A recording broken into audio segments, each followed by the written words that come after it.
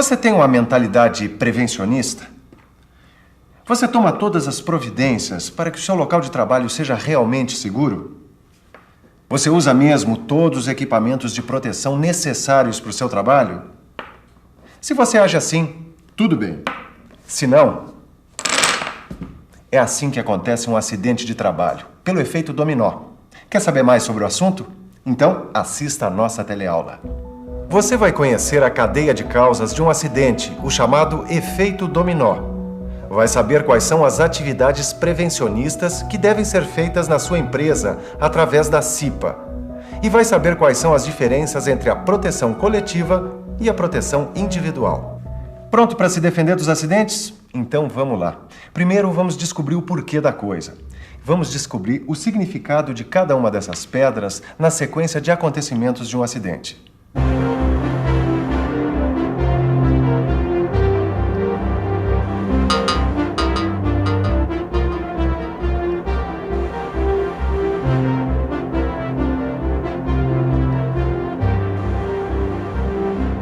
Ô, Ademar, Pois é. o que está estudando aí? O efeito dominó. Efeito dominó?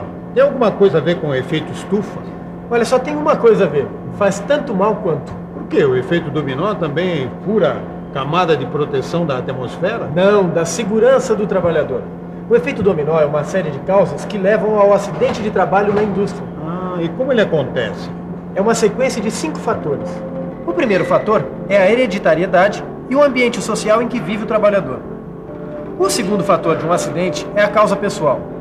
O terceiro é a causa mecânica. O quarto é o acidente em si. E o quinto é a lesão que resulta do acidente.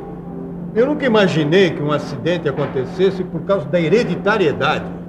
Zé, mas a gente não costuma repetir o comportamento dos nossos pais, dos nossos avós? Isso é. Então, olha, o conjunto de características psicológicas e genéticas que passam de uma geração para outra acabam influenciando o comportamento do trabalhador. O ambiente social, como é que influencia num acidente? Olha, veja um exemplo. Se no ambiente em que a pessoa vive são cultivados hábitos de higiene, essa pessoa costuma trazer esses hábitos para o local de trabalho. E você sabe, né? Num local limpo e organizado, o risco de acontecer um acidente é bem menor, né? Tá vendo, minha gente? A primeira pedra representa a hereditariedade e o ambiente social. E a segunda pedra, o que é que significa? O ambiente social influencia sem dúvida o estilo pessoal de cada um, vocês não acham? Ah, isso mesmo. Perfeito, João. Pois então, a segunda pedra do efeito dominó é a causa pessoal. Vocês concordam? Não é que o João matou a charada? Os conhecimentos e as habilidades de um trabalhador, assim como o momento em que ele atravessa na sua vida, determinam a segunda pedra no efeito dominó de um acidente. Se o trabalhador estiver deprimido ou estiver atravessando alguma dificuldade, a chance de acidente aumenta. E se ele não for habilitado para a tarefa, a chance aumenta ainda mais. Mais uma pedra está pronta para ser revelada. É essa terceira aqui. A gente já viu que a primeira causa é a união da hereditariedade com o ambiente social. A segunda é a causa pessoal. E essa terceira aqui é a causa mecânica, que de vez em quando acontece. Não acontece? Uma causa mecânica pode ser uma falha material que está no próprio ambiente de trabalho. Pode ser por falta de manutenção, por falta de boas condições de trabalho, por deficiência no maquinário ou por improvisação nas instalações. Concorda comigo? Vocês concordam comigo que a sequência ambiente social, causa pessoal e causa mecânica é bastante lógica para a gente analisar as causas de um acidente? Eu concordo, mas ainda está incompleto, não está? Claro que tá, Zé. Ainda não apareceu a última etapa do acidente, que é... Que é? Que é a lesão que o acidente pode causar no trabalhador. Tá aqui o acidente e tá aqui a lesão. Respectivamente são a quarta e a quinta pedra do nosso efeito dominó. Agora uma coisa precisa ficar clara. Para se chegar até aqui, na quarta e na quinta pedra, a regra é a seguinte: nem sempre todos os fatores das pedras anteriores parecem estar em jogo. Por exemplo, às vezes, por uma causa pessoal, acontece um acidente, independente, por exemplo, de uma causa mecânica.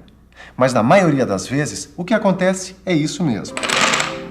um efeito dominó que envolve ambiente social, causa pessoal, causa mecânica, acidente e quase sempre a lesão do trabalhador. Bom, eu acho que o trabalhador tem que aprender a evitar o acidente. Concorda comigo? Totalmente. É o que eu sempre digo. O negócio é prevenir, é saber como evitar o acidente. Bom, mas falar é fácil, né, Derbal? Qual é a medida concreta que a gente pode tomar para evitar que o acidente aconteça? Para evitar que um acidente aconteça, quer dizer, para evitar que essas últimas pedras caiam, a jogada aqui é a seguinte: não deixar que essas outras pedras aqui caiam também. Aí você me pergunta, mas como é que a gente muda a hereditariedade de uma pessoa? E aí eu respondo, a gente não muda. E aí você me pergunta, mas como é que a gente muda o ambiente social? E eu respondo, com atitudes, com organização e com bons exemplos. Tá aí uma porção de bons exemplos de ambiente de trabalho voltado para a segurança. Veja, nesse ambiente social existe educação, existe treinamento, existe conscientização, existe todo um sistema de prevenção que é valorizado por essa comunidade. O trabalhador que conhece bem o seu trabalho, conhece as normas de segurança e que está cercado por outros trabalhadores que também estão bem preparados, claro que terá muito menos chance de deixar o dominó cair até chegar num acidente. Até as causas pessoais de um acidente podem ser combatidas. Se a empresa estiver voltada para a segurança, vai amparar o trabalhador com serviços de assistência social e assistência médica. Por exemplo, as causas pessoais aqui nesta indústria não são deixadas de lado. Aliás, aqui o trabalhador tem toda a assistência que precisa para trabalhar com tranquilidade. Não é isso? Realmente, as questões pessoais são importantes para a empresa, uma vez que elas resolvidas, o trabalhador terá tranquilo para nos ajudar a ter sucesso. Nós entendemos que o nosso sucesso depende do bem-estar social do trabalhador. Por isso, nós organizamos um sistema de assistência médica para os nossos empregados e seus dependentes, cerca de 45 mil pessoas, e além disso, apoiamos nossos empregados em questões jurídicas ou de orientação social, seja pessoal ou familiar. Você viu que a assistência ao trabalhador no plano pessoal pode fazer muito pela redução dos acidentes? Mas repare bem, veja aqui no nosso efeito dominó qual a pedra que está no centro. É essa aqui, a pedra da causa mecânica. Eliminar essa causa é um fator central para a segurança no trabalho. Sem ela, fica muito difícil acontecer o efeito dominó. Tudo bem, a gente já está dominando o efeito dominó. Mas agora, Derbal, vamos ver como é que fica. O que a gente pode fazer para trazer a prevenção de acidentes aqui, para dentro da nossa empresa? Bom, o primeiro passo é identificar as causas, né? E instalar uma CIPA. Isso, CIPA, Comissão Interna de Prevenção de Acidentes. E você aí, meu chapa, tá por dentro desse assunto?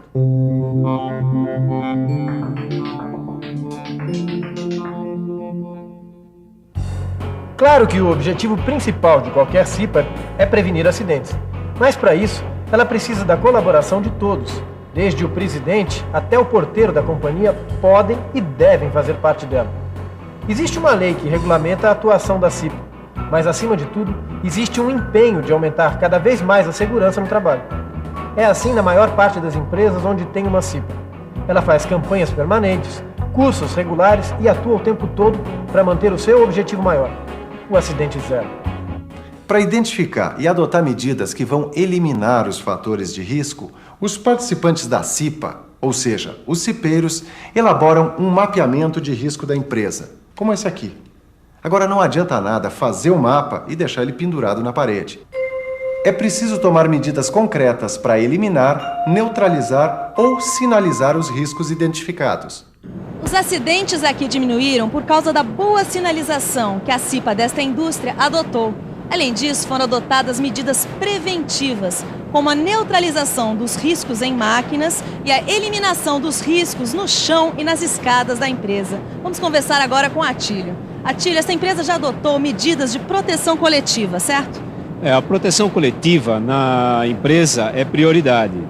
Aqui foram instalados exaustores, os níveis de ruído foram reduzidos e as máquinas são dotadas com dispositivos bimanuais. E além disso, existem também as medidas de proteção individual, Correto. Hoje, cada trabalhador, em função do risco que ele está exposto, ele utiliza os equipamentos de proteção individual, que são chamados EPIs. Então, para a sua atividade, conforme o risco, ele usa máscaras, luvas, óculos de segurança e qualquer outro tipo de equipamento necessário. E quem determina o uso desses equipamentos? É o grupo técnico da empresa, através da Engenharia de Segurança do Trabalho e seus técnicos de segurança. E nos locais específicos nós temos a sinalização para cada tipo de equipamento a ser utilizado na área. E é o trabalhador quem paga esses equipamentos? Os equipamentos são distribuídos gratuitamente ao trabalhador. E todos esses equipamentos, eles possuem o CA, Certificado de Aprovação, que é liberado pelo Ministério do Trabalho. Como você vê, cada um desses equipamentos protege uma parte do corpo do trabalhador. Conforme a tarefa, são equipamentos fundamentais para preservar a sua saúde. Veja, o capacete protege a cabeça contra impactos, perfurações, sol e chuva. Os óculos protegem os olhos contra impactos, estilhaços e cavacos. O protetor respiratório impede a inalação de poeiras, gases, vapores ou outras substâncias que possam prejudicar os pulmões. A máscara protege o rosto contra radiação, respingo de produtos químicos, impacto de partículas e etc. O protetor auditivo protege os ouvidos do ruído excessivo, evitando a surdez. As luvas protegem as mãos e os braços contra cortes, choques, queimaduras e irritações na pele. As botas protegem as pernas e os pés da eletricidade, da umidade e dos impactos. E os aventais protegem o corpo contra impactos, respingos de produtos químicos, choques, queimaduras e etc. Mas e então? Vamos começar a usar equipamentos de proteção individual aqui na empresa? Claro que vamos, Aderbal. Mas primeiro a gente tem que pensar na segurança coletiva. Quer dizer, nos equipamentos de proteção coletiva, os EPC, como os exaustores, o isolamento acústico, compreende? Antes disso, João, a gente tem que eleger uma CIPA aqui dentro. A CIPA é o começo de tudo em matéria de segurança. É isso aí, Zé. Falou bonito, é isso aí. Bom, você tá vendo que o pessoal aqui tá afinado com segurança, né? E você também vai ficar. Estudando mais sobre esse assunto, lendo o seu livro e conversando com seus companheiros sobre isso. Agora, se liga que é hora da revisão, hora de estudar. E atenção, se liga aí que é hora da revisão. Na teleaula de hoje, a gente estudou as causas de um acidente de trabalho, o chamado efeito dominó. A gente viu quais são as atividades prevencionistas que devem ser implantadas numa empresa através da CIPA, a Comissão Interna de Prevenção de Acidentes. A gente viu também quais são as principais medidas de proteção coletiva e conheceu os principais equipamentos de proteção individual do trabalhador. Então, tá pronto para trabalhar em segurança e reduzir a zero o número de acidentes onde você trabalha? Eu aposto que sim. Mas de qualquer forma, pegue o seu livro e dê uma estudada com capricho. Porque estudar o perigo faz parte de qualquer ação de segurança, não faz? E prepare-se que na nossa próxima teleaula tem muito mais coisas para você aprender. A próxima vai ser fogo. Bons estudos e até lá!